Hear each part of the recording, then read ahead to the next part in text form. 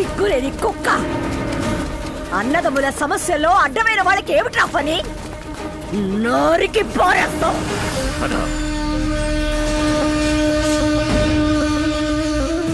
పోరా పోరా బయటికి. బాబు, ఆ కొమ్ముని ఎవరు పట్టుకున్నా పర్వాలేదు. నువ్వు పట్టుపట్టి గెలిచావంటే ఓడిపోయేది నీ అన్నలయ్యా. వాళ్ళోడి నువ్వు గెలిస్తే బాగోదు. చూడయ్యా, ఎలాంటి హక్కుల కోసం మేము పోరాటం లేదు. మాకు ఒక్కసారి చివరి చూపు చూపించయ్యా. ఆడదాన్ని మాత్రం పంపించండి.